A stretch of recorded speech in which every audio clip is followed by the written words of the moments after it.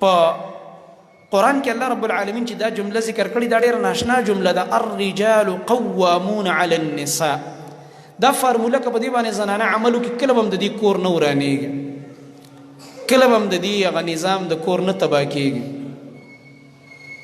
لکه نن سهار یو ملګري د سعودي نه ما ته میسج کړی و، نو هغه دا فریاد کوو چې ما ښه په خوښه باندې رشته کړې ده، واده مې کړی دی، په سعودي کې مزدوري کوم او زما د اجازت نه بغیر زما ښځه د کور نه تلې د پلار کره دومره شپې وکړي، زه ورته اوس ټلیفون باندې واپس لاړم نه ځمه نه ځم، زه به نور هم دونه شپې کوم. نو یو خو تلې بغیر اجازته ده، بیا ورته خاوند وایي واپس لاړه شه نه ځي، دا نافرمانه ښځه ده، په خپله ځان له کور تباه کوي. نو هغه چې کومې ارادې وي او ما ته یې په هغه میسج کې ویلې وي چې زه ورسره دا کوم او دا کوم او دا، نو ملګوره په خپله دا ښځه اوس ځان تباه کوي، بیرته به همدې جرګې کوي، بیرته به همدې سوالونه کوي چې زه خیر دی که نه دا کور به جوړ کړو، دا همده ته به یې کوي دې سړي ته چې دا اوس لګې دی دا ورته په سپک نظر ګوري، او یا به داسې طلاق به یې کړي، خبره به ختمه شي، خاندان یې په خپله ځان له تباه کړو، معاشره کې به یې سپکه شي، دا یاره طلاقه شوي څه چل به وکړه نه، خلک خو بیا دا وایي. نو دې وجې نه دا د زنانه د حماقت د لاسه اکثر د دې کور تباه کېږي. بل د زنانه غټ حماقت څه دی؟ هغه دا دی چې د خپل کور وړه خبره هغه د مور پلار کره وړه، دا ستا د کور خبره ده، که ته هوښیار یې په خپله کمره کې دننه د خپل خاوند سره دا معامله رفع دفع کړه.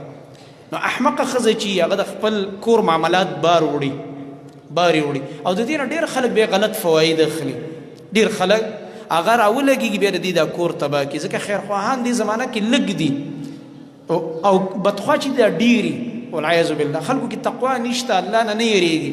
نو بعضې خلک په دغه وخت کې بیا خپل زړه یخول غواړي، بدخوا خلک هغه وله نور هم دا کور تباه کړي.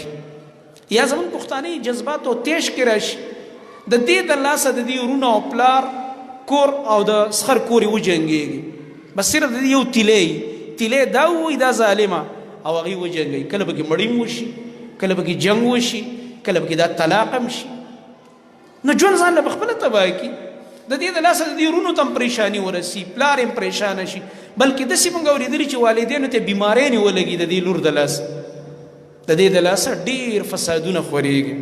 نو خویندو ته دا درخواست چې ته یو مسلمانه زنانه تا په قرآن ایمان راوړی دی، تا د محمد رسول الله صلی الله علیه وسلم رسالت منلی دی، نو ته دغه خپل رب دغه کلام ته وګوره چې هغه تا ته وایي چې الرجال قوامون علی النساء، دا نارینه دا به حاکمانی په زنانو باندې.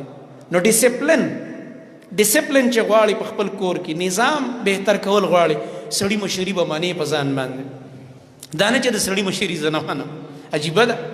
تاسو وګورئ په دنیا کې هغه اداره کامیاب وي چې پای کې صحیح ډیسپلن، آرمی اداره ولې خلک وایي کامیابه ده؟ ډیسپلن اډر دی او په هغې عمل دی. نو چې کله ته اوس وایې چې نه دا لا څوک دی دا بر افسر، زړو د خبره نه منم، ډیسپلن خراب شو که خراب نه شو؟ خراب شو، کور ته به ځي او باقاعده به ستا انکوایري کېږي تا ولې داسې حرکت وکړه، ولې دې دا کار، ته خو اداره تباه کړې، ته خو زموږ ډیسپلن تباه کړې. سکول ته وګوره، کالج ته وګوره، یونیورسټۍ ته وګوره، پروفیسر دی د یو دغه رنګه یو په هغې کې یو اداره ده په دې یونیورسټۍ کې، ډپارټمنټ سي که نه په یونیورسټۍ کې خپل ډین دی، ډین د هغه خبره به مني چې نه یې مني دا لاندې پروفیسران استادان لیکچرران، نظام تباه شو، ختم شو. دا څومره چې نظام روان دی دا د ډیسپلن د لاندې روان دی. د هر ادارې یو سربراه وي، سکولونو ته وګوره، کالجونو ته وګوره، یونیورسټو ته وګوره، هسپتال ته وګوره، د هغې خپل یو مشر وي. کمپنو ته وګوره، دا کمپنۍ چې په دې کې یو مشر وي، د هغې منیجر وي، ډي جي وي، د هر ادارې خپل یو مشر سربراه وي. دا خو یو فطري خبره ده چې یو اداره هم بغیر د یو مشر د سربراهۍ نه نشي چلیدلی. نو چې یو کور دی د هغې سربراه نه دی معلوم، ښځه وایي زه مشر یم او سړی وایي زه مشر یم، دا کور نه دی، دا کور نه دی، دا چېرته یو حجره داسې یو راجوړه غونته کې ده. دې وجې نه دا نظام به تباه کېږي. ډیسپلن د کور دی دپاره دا لازمي او ضروري خبره ده چې د کور سربراه دا به څوک وي، دا به سړی او دا زنانه به مني، هله به د دې د کور دا نظام صحیح طریقه باندې روان. بل د قانوني فطرت نه چې چا بغاوت کړی دی هغه د پریشانۍ سره مخامخ شوی دی، او دا فطرتي قانون دی چې الله تبارک وتعالی د قیادت د مشرۍ دا صفات دا په دې سړو کې اچولي دي. دا کسان خاموش کړه، دا کسان خاموش کړه. ورشه یو دوه کسه دا حال کې کسان ناس دي خاموش کړه. بچو ته ادب خای دام د کور دی نظام یوي صد دي تر ته وزر اعظم ان شاء الله تعالی. یو سړی ته د مسجد آداب نه دی معلوم، دلته صرف بچی راولي، صرف راولي یما جمعات په سر راواخلي، خپه کېږي ما په دې باندې دا ستاسو بچی دی، بل ځای نه دی راغلی، اسمان نه راکوزېږي نه ده. دې ته لږ ادب ښایه چې مسجد څه شی دی او دې کې څه کول پکار دي، دا ضروري خبره ده. الله تبارک وتعالی بیا چې خاوند له کوم مقام ورکړی دی، معاذ بن جبل فرمایي زه لاړم یمن ته، حدیث کې راځي دی یمن ته تللی یا شام ته تللی، یمن ته نبي صلی الله علیه وسلم لیږلی او د شام سفر هم د کړی دی. هلته چې کله دی لاړو نو دا پادریان یې ولیدل، د عیسایانو دا پادریان دا پوپس دی ولیدل. نو هغوی به د نسواراو به د خپلو پادریانو ته او د خپل پوپ ته به یې سجده کوله او دا سجده حرامه ده، یو انسان ته سجدې لګي. نو دا معاذ بن جبل رضی الله تعالی عنه فرمای وای زما زړه کې الله رب العالمین داسې دا خبره راوسته، ما دا خیال وکړي دا خبره به صحیح وي خو خطا وه. زما زړه کې وای داسې فکر راغی چې یاره دا نبی کریم صلی الله علیه وسلم مرتبه خو ډېره اوچته ده، دا فکر خو صحیح دی، دا خو حقیقت دی. وای زړه کې وایم چې د نبی کریم صلی الله علیه وسلم مرتبه خو د دې پادریانو د دې بادشاهانو د دې ټول جهان نه ډېره اوچته ده، خو بل طرف ته مې زړه کې وسوسه راغله شیطاني، د دې سره دا خبره خو سمه وه خو دا بله ورسره وسوسه ولګېدله. کله کله په سړي باندې داسې کېږي یوه خبره ستا زړه له سمه راځي بله ورانه راځي، په تا خبره ګډه وډه شي. نو خطرناکه خبره مې دا زړه له راغه وسوسه او په دې باندې وله نبي صلی الله علیه وسلم بیا اصلاح وکړه. وایي ما دې زړه کې ویلې چې دا دومره مرتبه د نبي علیه السلام اوچته ده، نو خو ډېر لایق دی چې سجدې ورته وکړو، د الله نبي ته سجدې پکار دي. ما ویل چې زه مدینې ته لاړ شم، زه به رسول الله صلی الله علیه وسلم ته دا درخواست کوم چې د الله نبي دا وګوره د عیسایانو ته خپلو پادریانو ته سجدې کوي، پیرانو ته سجدې کوي، نو موږ به تاسو ته سجده کوو، تاسو خو د دې ډېر لایق یې. نو په دې کې چې کله ما رسول الله صلی الله علیه وسلم ته عرض وکړو چې یا رسول الله رأيت النصارى تسجد لبطارقتها وأساقفتها فروأت في نفسي أنك أحق أن تعظم.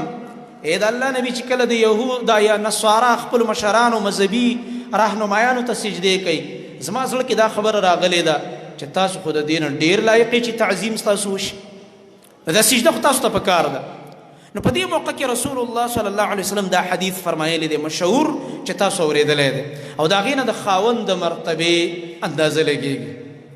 رسول الله صلی الله علیه وسلم ما ته وفرمایل اے معاذ واوره لو كنت آمرا احدا ان يسجد لاحد، کچرته ما یو تن ته دا حکم کولی چې هغه د بل چا ته سجده وکړي نو لامرت المرأة ان تسجد لزوجها، دا حکم به صرف ما ښځې ته کولی چې دا زنانه دي چا ته سجده وکړي خپل خاوند ته.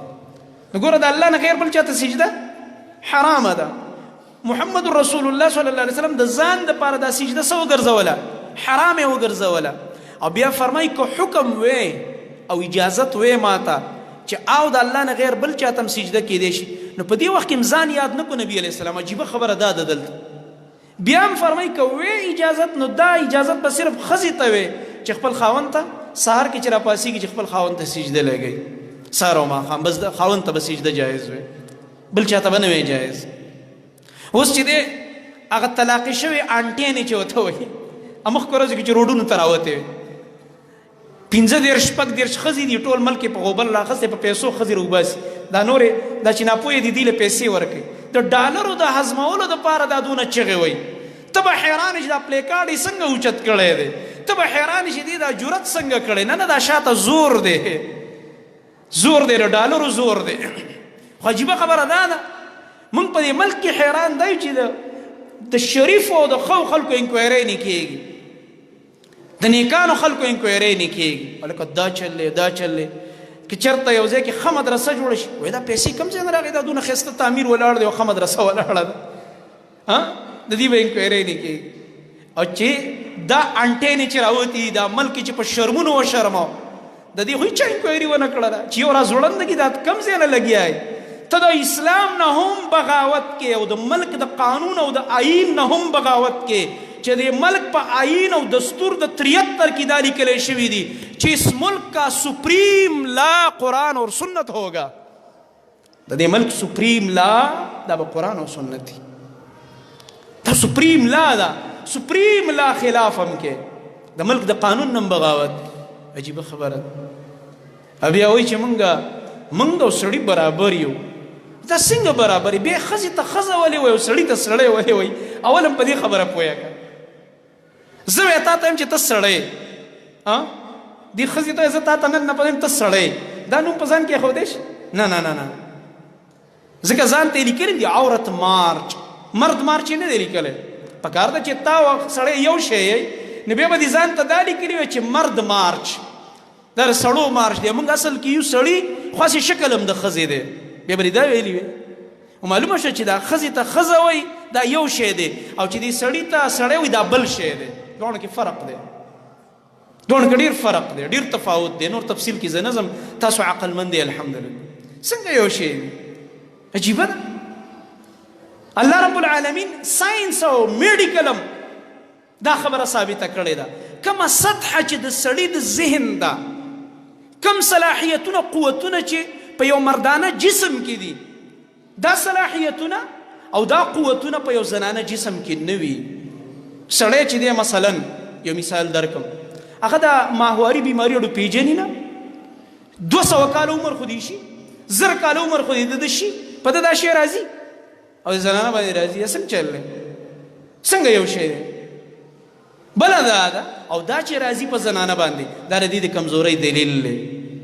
او د دې د لاسه ډاکټرانو سره تاسو په دې باب کې لږ کښېنئ او معلومات ته بیا وکړئ. طب او میډیکل هم دا ثابته کړې ده. د دې د لاسه د دې په ذهن او عقل باندې ډېر بد اثر کېږي. د دې بدن کې دننه ډېر توړ پوړ کېږي په دغه وخت کې. دا د دې په عقل په اعصابو په بدن په قوتونو ډېر عجیب اثر غورځوي. دغه رنګه دا مراحل د ولادت د حمل دا وګورئ سړی پیژني نه قلارې ګرځي دنګونه وایي کله یو ځای کله بل او زنانه څومره په تکلیف کې. نو څنګه یو شی دی؟ عجیبه خبره ده. څنګه یو شی دی؟ دا خو د فطرت د قوانینو نه هم باغیان دي. څوک چې داسې خبرې کوي او داسې نارې لګوي. رسول الله صلی الله علیه وسلم وفرمایل بل حدیث کې راځي لا يصلح لبشر ان يسجد لبشر. یو بشر لدا نه دی جایز چې هغه د بل بشر ته سجده ولګوي. اوس خلک د پیرانو په خپو کې لوغړېږي خلک لګوي د قبرونو ته سجدې لګوي. دا شرک دی ښکاره دې کې څه بل الفاظ موږ له نه راځي چې موږ یې ووایو او نه چل ول کولی شو نه بوسو کې اوبه بوتللی شو چې د الله نه غیر ته پیر ته او ډېر کله ته موږ ګورو په دې ویډیوګانو کې یو مردار شکل یې نیولی شکل یې هم د شریعت خلافي او خلک راځي هغه ته سجدې لګوي. دا پیر صاحب دی دا فلان دی دا فلان دی نمونه یې بیخي. او د الله نبی فرمایي ولو صلح لبشر ان يسجد لبشر که چرته د یو بشر بل بشر ته سجده جایز وي دا کار جایز وي چرته لامرت المرأة ان تسجد لزوجها من عظم حقه عليها. نما به زنانو ته حکم کړی وي چې دا سجده خاوندانو ته لګوي ځکه د خاوند حق ډیر لوی دی په دې ښځه باندې. د خاوند حق لوی دی په دې زنانه باندې. د خاوند نه زیات احسان کوونکی د دې ښځې سره بل څوک نشته دی. ځکه که چېرته دا سجده جایز وي دا به خاوند ته کېدلی